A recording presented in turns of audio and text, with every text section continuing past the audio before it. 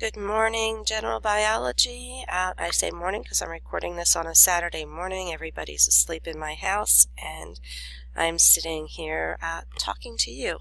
And hopefully you can hear me a little bit better than you did with the introduction. I think I corrected that problem. All right, so in this section of Chapter 9 in cellular respiration, we're going to just focus on the aerobic reactions.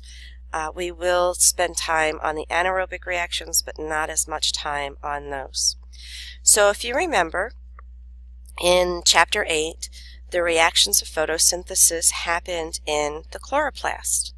So these reactions are going to happen in the mitochondria.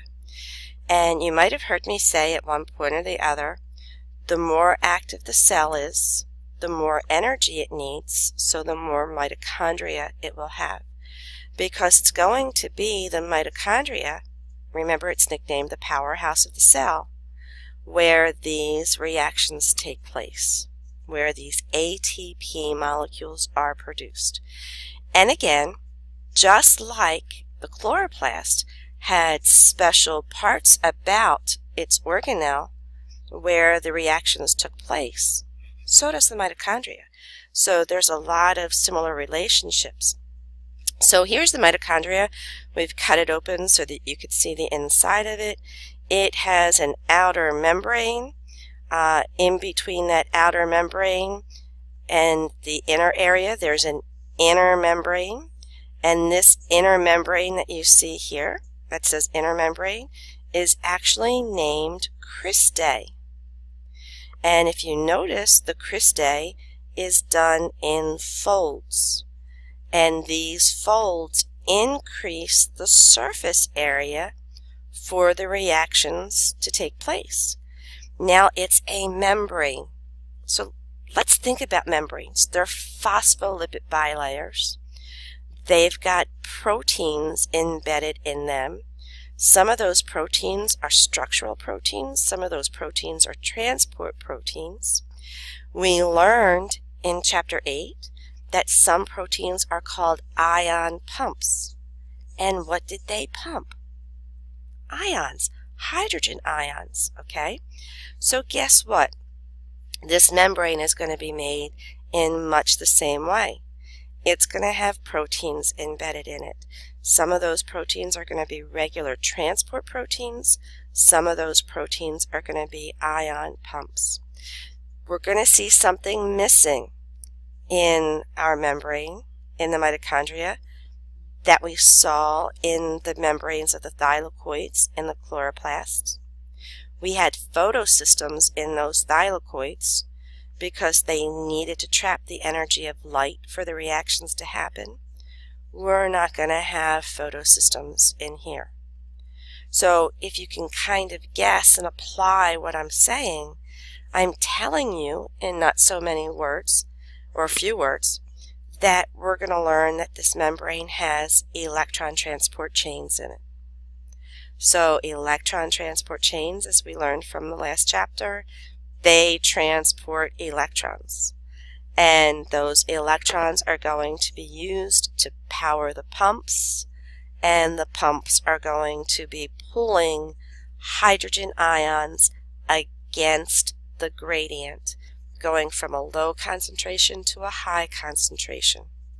So same purpose, same reason, but we're not going to be using the photosystems.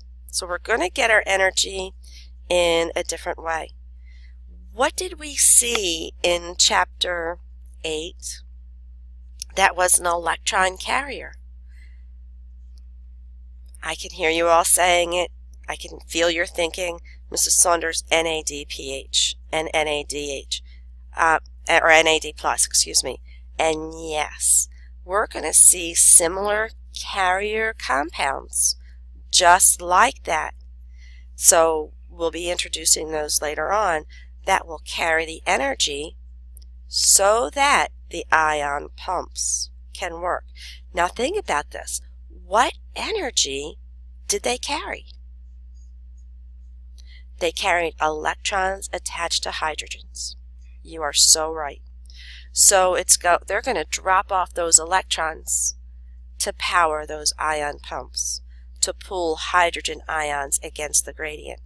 Well, okay, let's go back. What did we have in our first electron transport chain that needed the hydrogen ions being pulled against the gradient to work? Here's a clue. It worked by facilitated diffusion. You got it, ATP synthase. So the whole purpose of these reactions is to make ATP, so we're going to need ATP synthase embedded in the membrane again to make ATP. But we're going to be making a lot of ATP. Now, just to preface all of this, we're going to talk about what one glucose molecule does. One single glucose molecule. But you all know we take in more glucose than just one molecule. So this will just give you an idea of how productive cellular respiration is, because 90% of our energy that we need for cellular respiration, for cellular activities, comes from one single glucose molecule. That's a lot. All right, so let's start with this. It's an aerobic process, which means that it requires oxygen to work. We're going to break it down into 3 processes. One process we're going to call glycolysis. The other process, which I just talked about, is the electron transport chain. And yes, we're going to have another cycle, and this cycle is going to be called the Krebs cycle. Now, what you need to know is that glycolysis is going to happen in the cytoplasm surrounding the mitochondria even before it gets in there. The electron transport chain is going to happen within this inner membrane of cristae. And then this blue stuff that you see here is called the matrix. And the matrix is a colloidal suspension. It's fluid filled. We're going to have chemical compounds floating around in here, and that is where the Krebs cycle is going to happen, and the production of ATP is going to be made. All right, so that kind of gives us an idea of what we're going to be looking at. Again, make sure you're reading this, make sure you're highlighting everything. We're going to go over this in our lessons in class. All right, so right now, this is just going to be an overview of the process. And we're going to break these down, as I said, into 3 parts: glycolysis, Krebs cycle, and the electron transport chain. And we're going to see how many ATPs are produced out of each of these reactions. Again, read this all on your own, highlight it. You're going to go back to this. Most of what we're going to be doing and being taught will be centered around these diagrams. So this diagram is an overview, and I know that it looks very confusing, but it shows the 3 parts: glycolysis, the Krebs cycle, and the electron transport chain. So the electron transport chain is going to be last because that's where most of the ATP is going to be produced. So glycolysis, let's focus on this for a little bit. Again, this is going to happen in the cytoplasm, and that's important for you to know. It's going to use that glucose molecule that was produced in the process of photosynthesis. So this can happen in a plant cell, or it can happen in an animal cell. It can happen in a protist. It can happen in fungi. So any cell that goes through cellular, or that breathes, that takes in oxygen in some way, goes through this process of cellular respiration.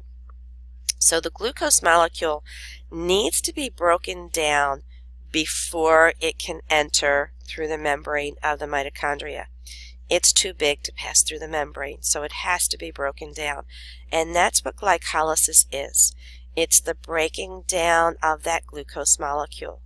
Glucose gets broken down into a compound. It's going to be a 3-carbon compound that we call pyruvic acid.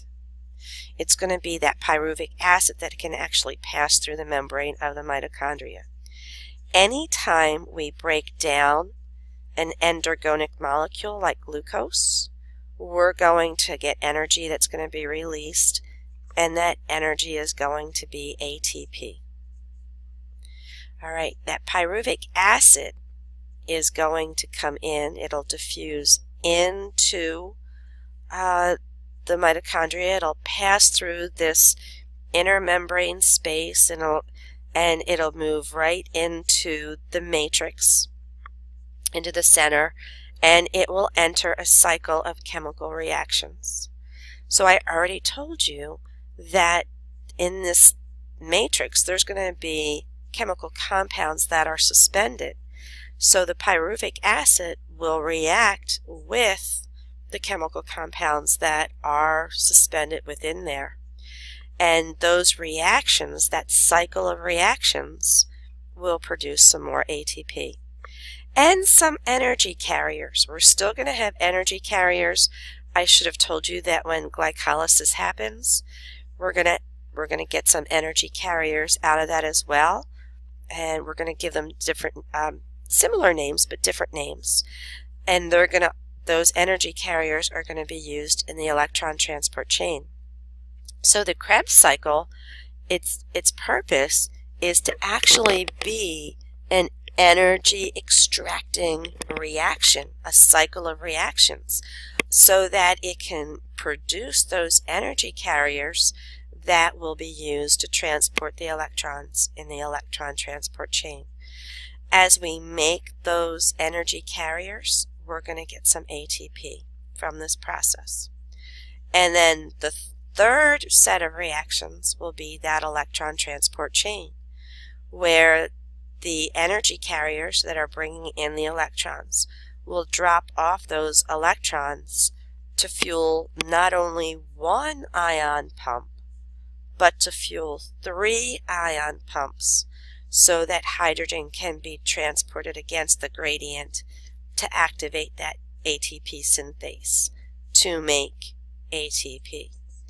So this electron transport chain happens within the cristae. All right, so that's just the general process that we're going to talk about. We're going to break them down into the 3 parts. Okay, let's end this here, and we'll start another screencast. See you in a little bit.